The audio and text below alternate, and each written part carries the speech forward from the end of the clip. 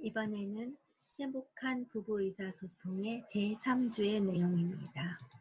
제3주에는 가트맨의 부부치료에 대해서 연구를 하도록 하겠습니다. 행복한 부부에게도 문제가 있고 그들도 싸우는데 다만 싸우는 방식이 다를 뿐이라고 했습니다. 가트맨 박사는 치료에서 가르치는 것을 다루고 있습니다. 여기에서는 상대에 대해서 알기, 대화하기, 갈등 다루기, 호감에 대해서 존중, 키우기, 나의 영향을 인정하기, 상대의 영향 받아들이기 등 이런 과정들이 있습니다. 그리고 상담사가 개입은 하지만 상호작용은 당사자들이 하게 하는 것입니다. 존 가트맨은 결혼 생활을 성공으로 이끄는 요인을 발견하기 위해서 14년 동안 650쌍의 부부를 추적 연구했습니다. 가트맨은 파경에 이르게 된 부부 집단에서는 결혼 생활을 안정적으로 유지하는 부부 집단과는 달리 부정적인 대화 방식을 보이는 것이 특징이라는 것을 발견했습니다. 이혼을 불러오는 데 기여하는 4가지 부정적인 대화 패턴이 있다는 것입니다. 그 패턴은 상대방에 대한 비난, 방어, 경멸, 무시입니다. 첫 번째 단계, 비난에 대해서 알아보겠습니다. 당신은 어떻게 된 사람이 도대체? 당신 도대체 왜 일을 그따위로 해? 당신이 항상 그렇지 뭐. 맨날 술이나 마시고 들어오고. 결혼기념일 생각해 준 적이 한 번이라도 있어요? 당신은 절대로 그런 거 못해. 이러한 표현들은 대표적인 비난의 말들입니다. 맨날, 한 번도, 절대, 항상, 하나도 이런 부사가 들어가면 비난을 드러나게 됩니다. 이혼으로 가는 첫 번째 지름길이 바로 비난입니다. 비난은 인격적으로나 성격적으로 문제가 있는 사람이다 라는 뉘앙스를 풍깁니다. 따라서 듣는 사람에게는 자신에 대한 공격으로 들리고 기분이 나빠지는, 그렇기 때문에 방어가 따라 나오게 될 수밖에 없습니다. 그래서 관계는 점점 더 나빠지게 되겠죠. 연구에 따르면 남성보다는 여성들이 비난을 더 많이 한다고 합니다. 그것은 남편의 오랜 무관심과 담쌓기가 아내들에게 격한 감정과 비난을 불러일으키기 때문입니다. 그런데 아내가 비난을 하면 남편은 방어를 하거나 담쌓기를 하면서 악순환의 고리가 계속 연결이 되는 것이죠. 두 번째 단계는 방어입니다. 그러는 당신은 뭘 잘했는데 이게 당신 탓이지 내 탓이야?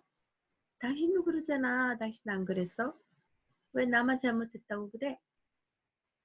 상대방에게서 비난을 받으면 자신이 인격적으로나 성격적으로 문제가 있어서 공격을 받는 것처럼 느껴져요. 그렇기 때문에 바로 비난에 대한 방어를 하게 되는 것이죠.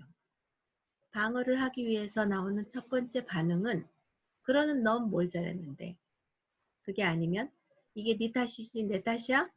이렇게 역공을 하는 것입니다. 당신도 화날 때는 그러잖아. 당신도 친구 만나면 나한테 전화 안 하고 맨날 늦게 들어오잖아. 왜 맨날 나한테만 뭐라 그래? 이렇게 나만 잘못한 게 아니라 너도 잘못했다. 나아가 나는 잘못이 없고 희생자일 뿐이고 진짜 문제는 너다. 이렇게 말하는 것이 바로 방어입니다.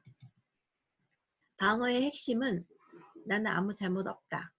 혹은 나는 결백하다입니다. 자신의 잘못을 인정하고 싶지 않고 실제로도 잘못한 것이 없는 것 같아요. 굉장히 억울해요. 그래서 자신을 상대의 비난으로부터 보호하려는 기본적인 본능에서 나오는 태도입니다.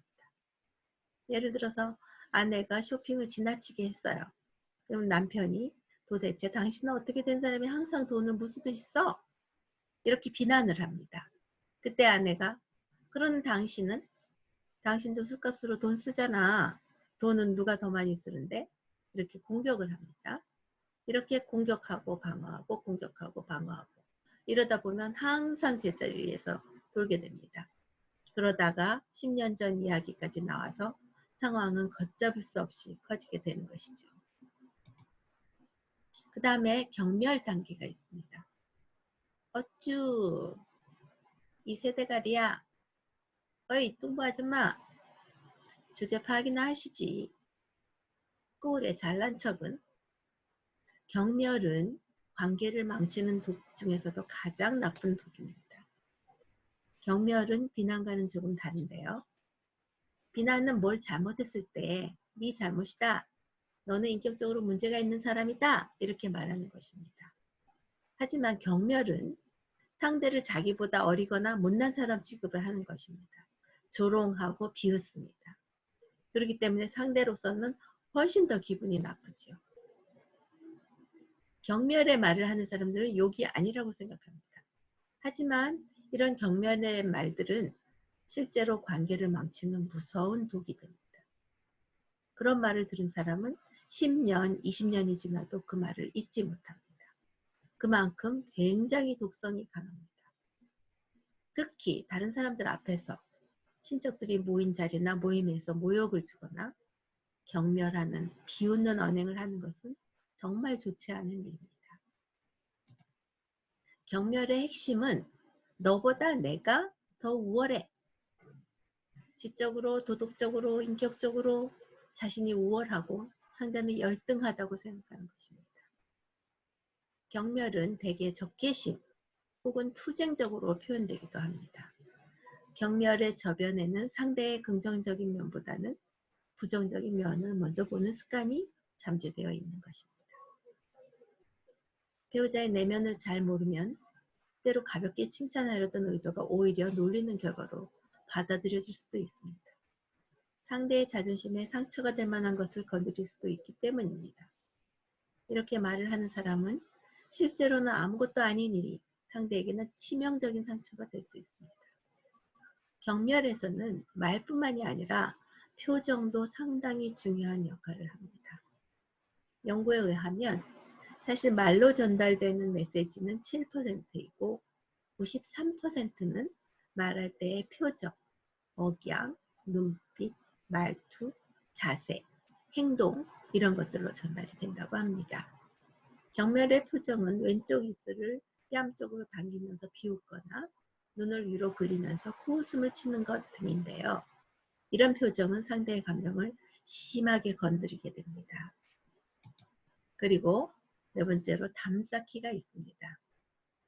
어휴 지겨워 또 시작이고. 그래 혼자 실컷 떠들어라.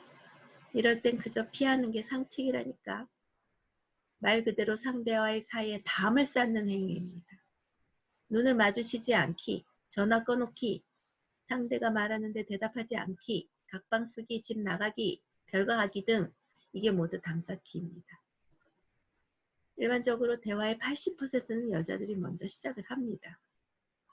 또 못 살겠다 하는 부부를 보면 아내가 바가지를 긁고 남편은 마이동풍 혹은 절벽 같은 경우가 많이 있습니다.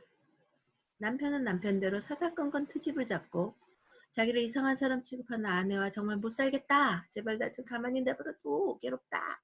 이렇게 생각할 것입니다. 그렇지만 아내는 이 사람이 연애할 때는 배려해주고 따스한 사람이었는데 어떻게 이렇게 무관심하고 나를 이렇게까지 외면할 수 있나? 이렇게 생각을 하는 것입니다. 그러나 사람이 바뀐 게 아니고 상호작용이 바뀐 것입니다. 연애할 때는 아내도 분명히 말을 부드럽게 했을 것이고 남편도 자상했을 것입니다. 표면적으로는 우리는 싸움 안 해요. 이렇게 말하지만 사실은 적대적인 감정이 해소가 안 된 상태로 불신이 점점 깊어지면서 관계가 망가지기 때문에 담쌓기는 유념할 필요가 있습니다. 이혼한 사람들은 대개 두 부류입니다. 하나는 폭력이 오갈 정도로 격하게 싸워서 싸움만 했다 하면 육체적으로나 정신적으로 견딜 수 없을 정도여서 이혼하는 경우입니다. 다른 하나는 큰소리 한 번 안 내고 아주 점잖고 조용한 것 같은데 실제적으로는 감정적으로 단절이 일어나서 너는 너, 나는 나. 이런 상태로 평행선 생활을 하는 감정적인 연결이 끊어진 상태의 부부입니다. 즉, 담쌓기 상태가 심각해진 경우입니다. 따라서 아내는 부드럽게 말을 시작할 필요가 있으며 남편은 공격받는 느낌 때문에 신체적으로 각성되고 감정이 걷잡을 수 없이 올라오면 즉각 심호흡을 하면서 진정할 필요가 있습니다. 자, 비난, 방어, 담쌓기, 경멸 이것에 대해서 알아봤는데요. 비난과 방어를 번갈아가며 쓰고 있는 한 부부의 예를 들어보겠습니다. 자녀 교육에 대해서 부부가 이야기를 하고 있습니다. 아내는 자기의 자녀를 아주 비싼 영어 학원에 보내고 싶습니다. 남편은 너무 비싼 영어 학원에 보내지 않았으면 좋겠다고 생각합니다. 그래서 남편이 아내를 비난합니다. 당신이 아이를 비싼 영어 학원에 보내는 것은 당신의 그 허영심 때문이야. 이 말 속에는 너는 허영심이 있는 여자야. 이런 인신공격이 들어간 것이죠. 이것이 바로 비난인 것입니다. 그러자 아내가 바로 방어하고 재차 공격을 하게 됩니다. 나는 허영심하고는 거리가 멀어. 자기가 봤을 때 내가 20년간 살아오면서 허영심이 있다고 생각해? 내 생각에는 당신이 돈이 아까워서 그러는 것처럼 들려. 자, 남편이 비난을 했고 아내가 방어를 했고 또 남편을 다시 공격을 했습니다. 그러니까 남편이 또 방어를 합니다. 세상에 그런 아버지가 어딨냐? 이 부부를 보면 얘기를 하면 할수록 문제에 대한 합의는 없고 서로의 감정만 상합니다. 아무것도 얻지 못하고 서로 손해만 봅니다. 차라리 나는 우리 아이를 보내고 싶어. 나는 우리 아이가 영어 학원에 안 갔으면 좋겠어. 이런 식으로 문제를 푸는 것이 더 낫겠죠. 그 다음에 하는 것이 바로 담쌓기입니다. 대답을 회피하고 각방을 쓰고 집을 나가고 정서적으로 연결을 끊고 이혼할 날이 멀지 않았죠. 그리고 경멸이라는 가장 독한 독을 쏘아대는 것입니다. 그러면 관계라는 생명이 죽고 많은 것이죠. 카트맨이 말하기를 어떤 부부가 대화하는 것을 3분을 보면은 그 부부가 대화 중에 경멸을 사용한다면 이혼 확률이 97%로 올라간다고 말했습니다. 경멸은 상대가 나보다 열등하다는 것을 의미하는 것입니다. 그러면 이런 비난하고 방어하고 경멸하고 담쌓기하고 이런 것에 대한 해독제가 있을까요? 반드시 있겠죠. 비난하는 대신에 요청을 하라입니다. 적절히 불평하고 요청하는 것입니다. 비난과 불평은 어떻게 다를까요? 불평을 한번 해보겠습니다. 아, 집이 너무 어질러졌네. 집에 왔는데 먹을 게 하나도 없네. 이렇게 그 상황만 이야기하는 것입니다. 이것은 그 상황만 이야기했기 때문에 상대방이 감정이 상하지는 않습니다. 그런데 비난은 당신은 도대체 뭐하는 여자가 싸돌아다니면서 반찬도 안 해나? 집이 이게 뭐야? 이렇게 하면 상대방은 그것이 자기를 비난하는 것으로 들리기 때문에 바로 방어로 들어가게 되겠죠. 또 예를 들어 보겠습니다. 아내가 자동차를 사용한 뒤 휘발유가 거의 바닥인데 채워놓지 않았어요. 남편이 차를 몰고 가는데 휘발유가 떨어져서 차가 멈췄습니다. 남편이 화가 나서 아내에게 기름 다 떨어지기 전에 넣으라고 그렇게 얘기했는데 바보야, 그걸 까먹어? 이거 비난이죠. 그런 말을 듣고 잊어버려서 정말 미안해. 이렇게 진심으로 사과할 사람은 거의 없을 거예요. 대개는 그러는 당신도 저번에 보니까 그러더라. 이렇게 바로 방어를 하게 되고 반격을 하게 되는 것입니다. 그래서 우리는 비난하는 대신에 내가 그렇게 여러 번 부탁한 것을 당신이 잊어버리니까 화가 나. 이 정도의 불평을 하는 것입니다. 다음엔 내가 하는 말을 잘 기억해주면 좋겠어. 이렇게 요청을 하는 것이죠. 그러면 화를 내더라도 그것이 관계를 망치는 도구로 사용되지는 않습니다. 당신이 요즘 나한테 관심이나 있어? 이거는 비난이죠. 너 왜 그래? 이렇게 하는 거잖아요. 주어를 당신으로 시작하면 거의 비난이 됩니다. 이 말을 바꿔서 집에 좀 일찍 들어오면 좋겠어요. 이렇게 말하거나 아니면 나한테 관심을 좀 보여줬으면 좋겠어요. 이렇게 말해 봅시다. 그러면 상대가 공격받은 느낌을 받지 않아요. 아, 생각해보니까 요새 좀 늦게 들어왔네. 이런 식으로 반응이 달라질 수밖에 없어요. 요청할 때는 부드럽게, 구체적으로. 그리고 상대가 그 요청을 들어줬을 때는 고맙다는 표현을 반드시 해야 합니다. 당신은 이렇게 말을 시작하는 게 아니라 나 전달법으로 부드럽게 나는 당신이 무엇을 어떻게 언제까지 이렇게 해주면 좋겠어요. 이렇게 구체적으로 요청을 하는 것입니다. 그리고 반드시 아주 자기가 생각했던 기준에 미치지 못한다 할지라도 고맙다는 표현을 반드시 해주는 것이 좋겠습니다. 두 번째는 방어 대신에 인정하기입니다. 그래, 다 내 잘못이다. 이렇게 말하는 것은 진정으로 인정하는 것은 아닙니다. 더 이상 말하지 않겠으니 네 맘대로 해. 이렇게 담을 쌓는 것이죠. 예를 들어서 남편이 아내에게 세탁소에서 옷을 찾아오지 않았다고 비난합니다. 그동안은 미리 다 찾아놨는데 이번에는 급하지 않은 줄 알고 빨리 안 찾아왔네. 미안해. 이렇게 말하면 얼핏 듣기에는 인정 같지만 사실은 변명으로 들려서 오히려 화를 돋을 수 있습니다. 그보다는 진정성 있게 인정하는 것이 좋겠습니다. 미안해. 이번에는 빨리 못 찾아왔네. 이렇게. 요즘 좀 이번에는 그 일에 대해서는 이 정도로 부분적으로 그리고 구체적으로 인정을 하는 것입니다. 세 번째는 경멸 대신에 존중하기입니다. 경멸하는 말을 하는 대신에 호감을 표현하고 존중을 표현해 주는 것입니다. 이렇게 호감과 존중의 말로 바꿔보면 어쭈 이거는 정말 잘했어 이렇게 말하는 것이고 이 새대가리야 이렇게 하지 말고 난 순진하고 고지식한 사람이 좋더라.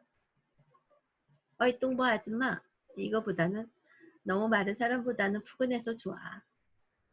너나 자르세요. 이거보다는 충고해줘서 고마워. 이렇게 하면은 듣는 사람도 좋고 말하는 사람도 좋고 서로 싸울 일이 없겠죠. 그 다음에 담쌓기 대신 대화하기입니다. 담쌓기의 해독제는 마음을 진정한 다음에 대화를 통해서 푸는 것입니다. 담쌓기를 하면 신체적으로나 생리적으로 흥분된 상태에 있기 마련입니다. 그래서 감정이 격해지기가 쉽기 때문에 감정을 좀 진정시킨 후에 대화하는 것이 좋습니다. 호흡을 가다듬고 밖에 나가서 산책을 하든지 음악을 듣든지 그렇게 해서 마음이 안정이 된 다음에 대화를 시작하는 것이 좋겠습니다. 이때 중요한 것은 옳다, 그르다 이런 것을 따지지 말고 먼저 상대의 관점을 들어주는 것입니다. 상대의 의견이 마음에 들고 안 들고를 따지지 말고 그렇게 볼 수도 있겠네. 이렇게 먼저 인정하고 반응해 주는 것입니다. 남편이 당신은 날 싫어해서 밖으로만 싸돌아다닌다. 이렇게 불평을 만약에 했어요. 그러면 그게 아니에요. 당신이 자꾸만 불평하니까 그렇죠. 이렇게 시시비비를 따지지 말고 내가 그런 것 때문에 많이 속상했구나. 당신 입장에서는 그렇게 느껴질 수도 있겠네.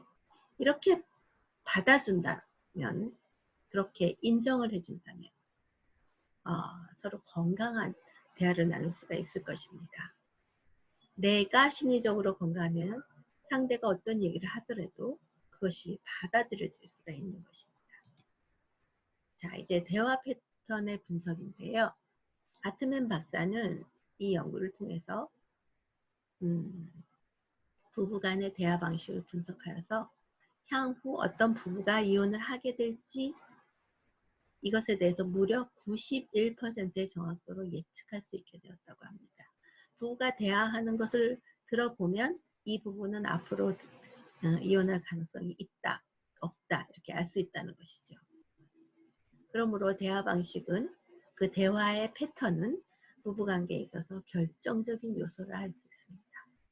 배우자와의 대화에 있어서 비난, 방어, 경멸, 무시 이런 부정적인 대화 패턴을 얼마나 갖고 있는지 파악해 봐야 되고 그런 문제적인 대화 패턴 대신에 요청하기, 인정하기, 대화하기 이런 것을 하면 도움이 될 것입니다.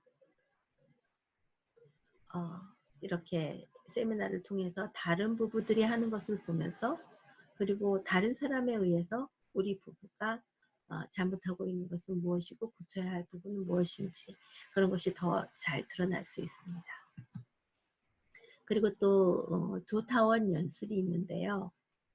서로가 타협할 수 있는 부분이 있고 양보가 안 되는 부분이 있어요. 그래서 이 부분에 대한 영속적인 갈등을 다루는 것입니다. 큰 타원 안에 작은 타원을 그려서 두 개의 원을 그립니다. 작은 타원에는 하늘이 두 쪽이 나도 나는 이것만은 포기할 수 없어. 배우자와 안 살면 안 살았지 도저히 양보할 수 없어. 그런 어떤 것들을 거기다 적습니다. 그리고 큰 타원에는 관련은 있지만 어느 정도 양보와 타협이 가능한 것을 적어놨습니다.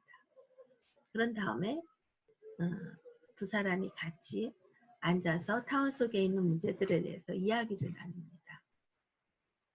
내가 양보할 수 없는 그 이유가 무엇인지, 왜 그렇게 중요한지 서로 궁금한 점이 있으면 물어보면서 서로 이해하는 것입니다.